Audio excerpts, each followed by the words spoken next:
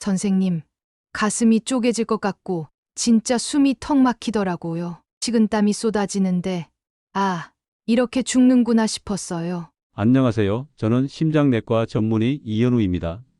이런 상황 너무나 무서우시죠? 혼자 있을 때 갑자기 가슴이 아프거나 숨이 막힌다면 상상만 해도 끔찍합니다. 특히 60세가 넘으신 분들, 혼자 사시는 분들이라면 밤에 잠도 제대로 못 주무실 거예요. 그래서 오늘 지혜의 정오는 절대 놓치면 안 되는 아주 중요한 정보를 준비했습니다. 47년간 응급실에서 심장마비 환자들을 만나온 제가 단언하건대 90%의 사람들이 심장마비가 와도 어떻게 해야 할지 모릅니다. 그래서 살 수 있는 사람도 죽습니다. 하지만 오늘 이 영상을 끝까지 보시면 혼자 있을 때 심장마비가 와도 단 10초 만에 스스로 생명을 지킬 수 있습니다. 심장마비로 인한 사망 위험은 80%까지 낮아지고 가족들도 이제 더 이상 당신의 건강을 불안해하지 않아도 됩니다. 그럼 지금 바로 구독 버튼과 알람 설정해 주시고 시작해 보겠습니다. 먼저 심장마비의 진짜 신호들을 알아볼까요? 심장마비는 갑자기 쓰러지는 것만이 아니라 대부분 미리 신호를 보냅니다. 그런데 많은 분들이 이 신호들을 놓치고 계세요. 첫 번째 신호는 가슴 한가운데가 조이는 느낌입니다. 마치 코끼리가 가슴 위에 앉은 것 같다고 표현하시는 분들이 많아요. 이 느낌이 5분 이상 계속된다면 절대 무시하시면 안 됩니다. 어떤 분들은 가슴에 벽돌을 올려놓은 것 같다고도 하시고 누군가 가슴을 꽉 조이는 것 같다고도 표현하세요. 실제로 68세 박순자 할머니의 경우를 보세요. 그날 저녁 7시쯤이었어요. 설거지를 하다가 갑자기 가슴이 답답해지더라고요. 처음엔 체했나 싶어서 소화제를 찾았는데 이상하게 왼쪽 팔이 저리면서 아프기 시작했어요. 박순자 씨는 운이 좋으셨습니다. 이런 증상들이 심장마비의 전조 증상이라는 걸 미리 알고 계셨거든요. 두 번째는 왼쪽 팔과 어깨의 통증입니다. 특히 왼팔이 저리면서 아픈 증상이 나타나죠. 어떤 분들은 치과에 가야 하나 싶을 정도로 턱이 아프기도 합니다. 71세 윤경순 할머니는 어깨가 아파서 파스를 붙이고 있었는데 알고 보니 심장 때문이었어요. 라고 하셨어요. 목, 턱 등 위쪽까지 아플 수 있다는 걸 꼭 기억하세요. 세 번째는 식은땀과 구역질입니다. 갑자기 온몸에서 찬땀이 나면서 속이 울렁거리죠. 이때 많은 분들이 체했나 보다라고 생각하시는데 이것도 중요한 신호입니다. 특히 여성분들은 이런 증상이 더 자주 나타나요. 네 번째는 숨쉬기가 어려워지는 것입니다. 계단을 오르지도 않았는데 숨이 차고 평소보다 호흡이 힘들어집니다. 마치 산소가 부족한 것처럼 답답함을 느끼시게 돼요. 다섯 번째는 극심한 피로감입니다. 갑자기 기운이 하나도 없어지면서 온몸이 무겁게 느껴져요. 66세 최정숙 씨는 그날 유독 피곤하다 싶었는데 나중에 알고 보니 심장이 신호를 보내고 있었어요. 라고 하셨습니다. 71세 김철수 할아버지의 경우를 보세요. 새벽에 화장실에 가려고 일어났는데 갑자기 숨이 차면서 어지러웠어요. 그냥 나이 때문인가 싶어서 다시 누웠는데 다행히 옆에서 자고 있던 아내가 이상함을 눈치채고 바로 병원에 데려다 줬죠. 여기서 중요한 것은 이런 증상들이 모두 함께 나타나지 않는다는 점입니다. 가슴이 아프지 않아도 왼팔만 아플 수 있고 숨만 찰 수도 있어요. 특히 당뇨가 있으신 분들은 통증을 덜 느끼실 수 있습니다. 그리고 남성과 여성의 증상이 다를 수 있어요. 남성분들은 가슴 통증이 뚜렷하게 나타나는 경우가 많지만 여성분들은 피로감, 소화불량, 등 쪽 통증으로 시작되는 경우가 더 많습니다. 실제로 여성 환자 중 30%는 가슴 통증을 전혀 느끼지 않으셨어요. 또 하나 중요한 점은 시간대입니다. 심장마비는 새벽 6시에서 정오 사이에 가장 많이 발생해요. 이 시간대에 위의 증상들이 나타난다면 더욱 주의하셔야 합니다. 70세 임성옥 할머니의 경우를 들어보세요.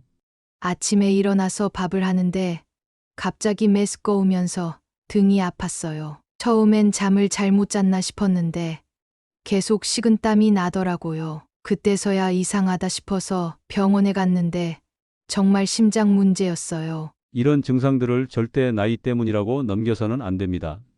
몸이 보내는 마지막 경고 신호일 수 있거든요. 의심스러운 증상이 있으면 주저하지 말고 바로 병원에 가세요. 괜찮겠지라는 생각이 가장 위험합니다.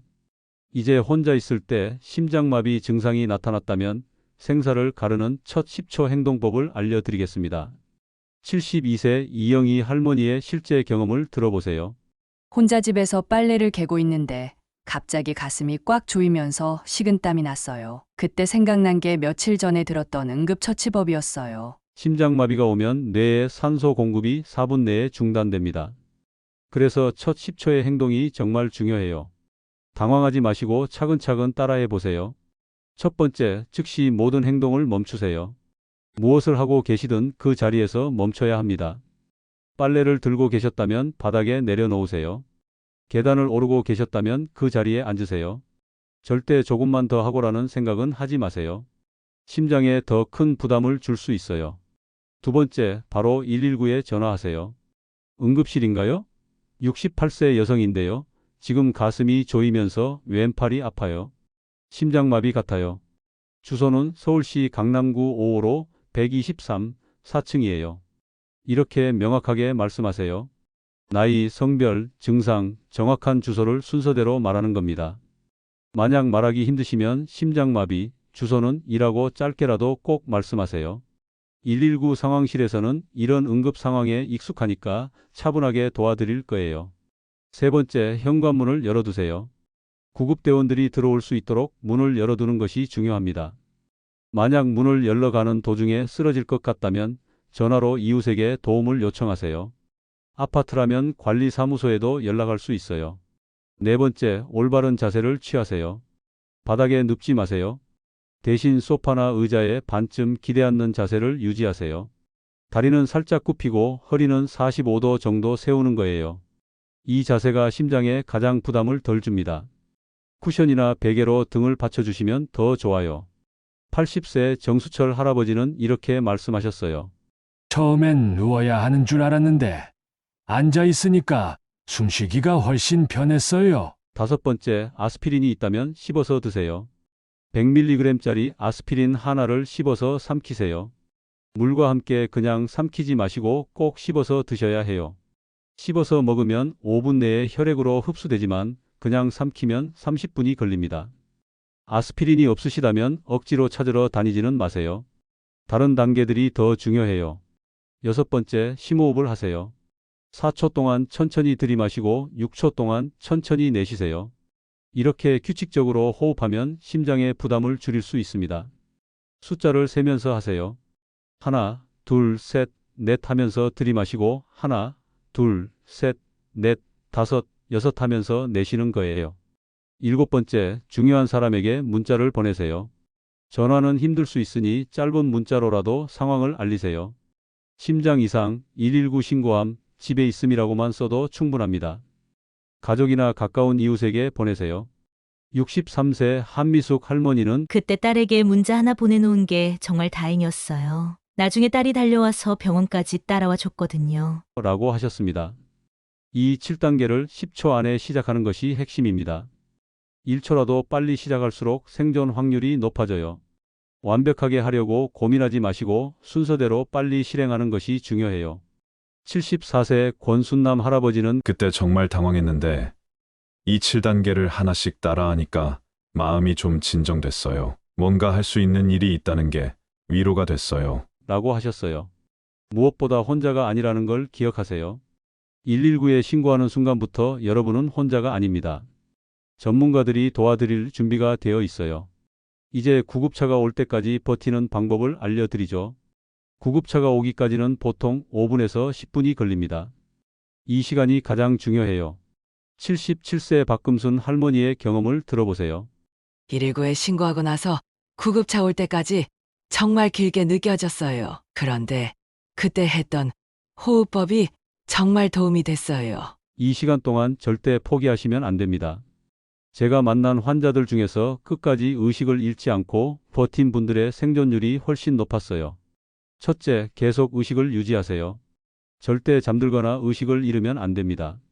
의식을 유지하는 가장 좋은 방법은 계속 말하는 거예요. 혼자 계시다면 스스로에게 말을 걸어보세요. 괜찮다. 구급차가 곧 온다. 힘내자라고 계속 중얼거리세요. 큰 소리로 하나, 둘, 셋, 넷 하고 숫자를 세는 것도 좋아요. 이렇게 하면 뇌가 계속 활동하게 되거든요. 둘째, 규칙적으로 호흡하세요. 4초 들이마시고 6초 내쉬는 호흡을 계속 반복하세요. 숨이 가빠도 억지로 깊게 들이마시려고 하지 마세요. 자연스럽게 하지만 규칙적으로 호흡하는 것이 중요합니다. 85세 김영수 할아버지는 군대에서 배운 대로 하나, 둘, 셋, 넷 하면서 들이마시고 하나, 둘, 셋, 넷, 다섯, 여섯 하면서 내쉬었어요. 그러니까 마음이 좀 진정됐어요. 라고 하셨어요. 셋째, 가슴을 풀어주세요. 옷이 꽉 끼면 단추를 풀거나 벨트를 느슨하게 하세요.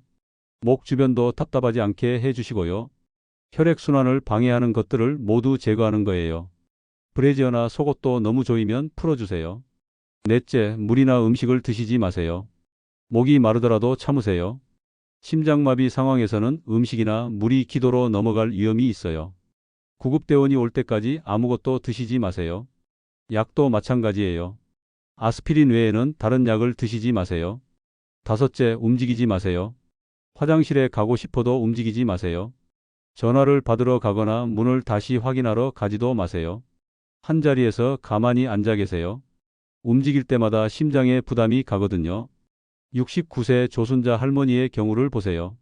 구급차가 늦는다 싶어서 혼자 병원에 가려고 일어났다가 그만 쓰러졌어요. 다행히 그때 이웃분이 와서 발견해 주셨지만 큰일 날 뻔했어요. 여섯째, 계속 119와 연락을 유지하세요. 구급차가 도착할 때까지 119 상황실과 계속 통화하세요. 상황이 악화되면 즉시 알려주시고 구급대원들이 쉽게 찾을 수 있도록 정보를 계속 제공하세요.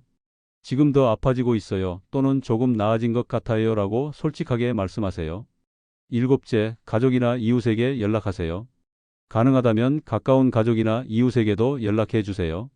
혼자 병원에 가는 것보다 누군가 함께 있는 것이 훨씬 안전해요. 74세 이철호 할아버지는 옆집 아주머니에게 전화했더니 바로 달려와서 구급차 올 때까지 함께 있어 주셨어요. 그분 덕분에 마음이 많이 진정됐어요. 라고 하셨습니다. 여덟째, 증상 변화를 관찰하세요. 통증이 더 심해지는지 숨쉬기가 더 어려워지는지 계속 체크하세요. 이런 정보들이 나중에 병원에서 치료받을 때 중요한 자료가 됩니다. 아홉째, 마음을 진정시키세요. 무서워도 괜찮다. 지금 도움이 오고 있다고 스스로에게 말해주세요. 공포심이 심장에 더 큰 부담을 줄 수 있어요. 기도나 명상을 하시는 분들은 그것도 도움이 돼요.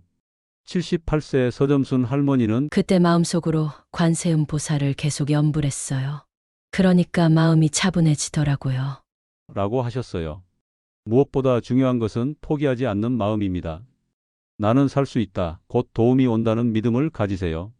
실제로 긍정적인 마음가짐이 생존율을 높인다는 연구 결과도 있어요. 10번째, 시간을 확인하세요. 몇 시에 증상이 시작됐는지 119에 신고한 시간이 언제인지 기억해 두세요. 병원에서 치료할 때 이런 정보가 중요해요. 핸드폰이나 시계를 보고 오후 3시 20분에 시작됐다라고 정확히 기억해 두세요. 평소에 준비해야 할 생존 습관들에 대해 알려드리죠. 심장마비는 예방이 최선이지만 만약을 대비한 준비도 중요합니다. 82세까지 건강하게 지내고 계신 서영자 할머니의 준비 방법을 소개해 드릴게요. 저는 집 곳곳에 작은 메모지를 붙여놨어요. 응급실 전화번호, 복용하는 약, 이름, 가족 연락처까지요. 실제로 준비를 잘 해놓으신 분들이 응급 상황에서 훨씬 침착하게 대처하세요. 미리 준비해 놓으면 당황하지 않아도 돼요. 첫 번째 준비는 응급정보 카드를 만드는 것입니다. 명함 크기의 카드에 이런 정보들을 적어두세요. 먼저 이름과 나이, 혈액형을 쓰시고요. 복용 중인 약물 이름도 정확한 성분명까지 적어주세요. 그리고 알레르기 정보도 중요해요. 음식 알레르기나 약물 알레르기가 있으시면 꼭 써두시고요. 응급 연락처도 2-3개 정도 적어주세요. 가족이나 이웃, 친구 연락처 말입니다.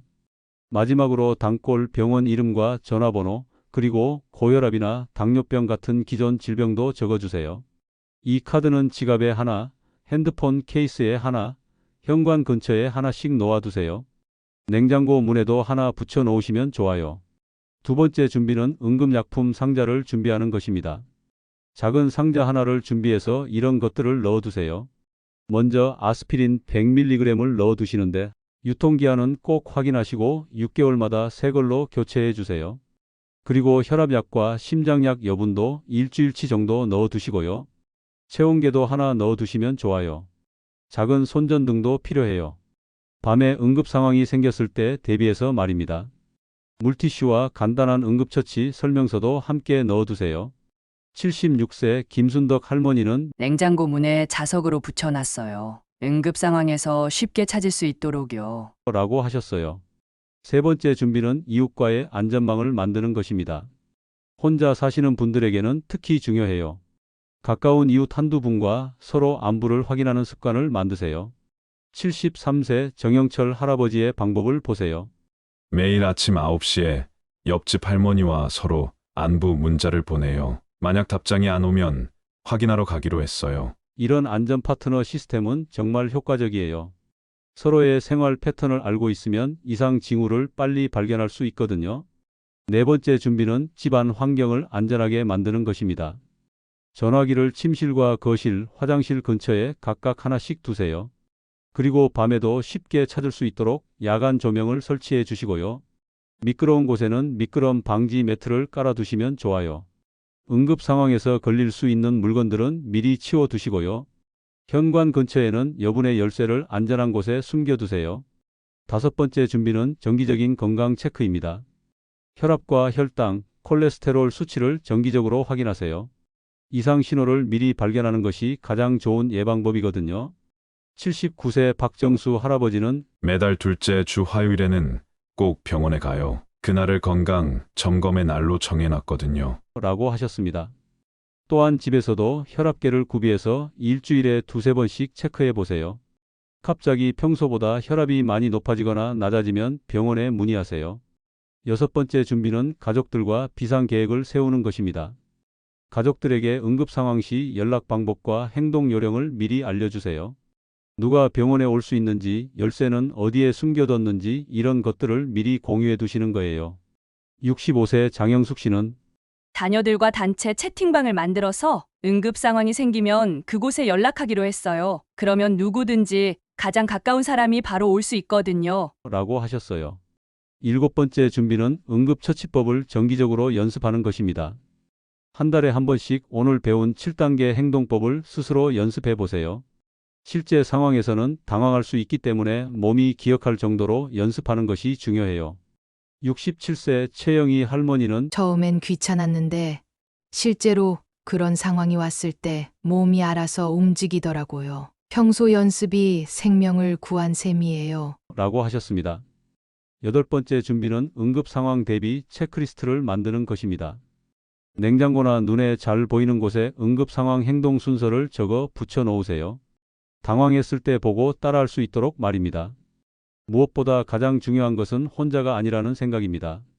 이웃과 가족, 그리고 의료진이 모두 여러분의 안전을 지키기 위해 함께하고 있다는 것을 기억하세요. 지금까지 심장마비 응급 상황에서 생명을 지키는 방법들을 자세히 알아봤습니다. 87세가 되어서도 건강하게 지내고 계신 한복순 할머니는 나이가 들수록 몸을 더 아껴야 한다고 생각했는데 오히려 더 적극적으로 준비하고 대처해야 한다는 걸 깨달았어요. 라고 하셨습니다. 47년간 수많은 환자분들을 만나오면서 깨달은 것이 있습니다. 심장마비에서 살아남은 분들의 공통점은 바로 포기하지 않는 마음이었어요. 첫째, 증상을 무시하지 마세요. 나이 때문이겠지, 조금 쉬면 괜찮아질 거야 라는 생각은 위험합니다. 우리 몸이 보내는 신호를 진지하게 받아들이세요. 가슴 답답함, 왼팔 통증, 식은땀, 숨찬 증상 중 하나라도 나타나면 주의 깊게 관찰하세요. 78세 김영식 할아버지는 처음 증상이 왔을 때 별일 아니겠지 했다가 다음에 또 왔을 때는 바로 병원에 갔어요. 많은 분들이 괜찮겠지라고 생각하시는데 이런 생각이 가장 위험해요. 의심스러우면 바로 행동하세요. 둘째, 미리 준비하는 것이 곧 사랑입니다. 응급정보 카드를 만들고 약품을 준비하고 이웃과 안전망을 만드는 것. 이 모든 것이 자신과 가족을 사랑하는 마음에서 시작됩니다. 72세 오순영 할머니는 처음엔 이런 준비가 불길하다고 생각했는데 실제로 응급 상황이 왔을 때 이 준비들이 얼마나 소중한지 알게 됐다고 하셨어요. 셋째, 혼자가 아니라는 것을 기억하세요. 혼자 살고 계시더라도 여러분을 걱정하고 도와줄 사람들이 많습니다. 이웃, 가족, 의료진, 그리고 119 상황실 직원들까지 모든 분들이 여러분의 안전을 위해 함께하고 있어요. 81세 조말순 할머니는 혼자 산다고 외로워하지 말고 오히려 더 많은 사람들과 연결되어 있다는 걸 느꼈어요. 응급 상황에서 정말 많은 분들이 도와주셨거든요. 라고 하셨습니다. 넷째, 포기하지 않는 마음이 가장 강한 약입니다. 의학적 처치도 중요하지만 나는 살 수 있다는 의지가 더 중요할 때가 많아요.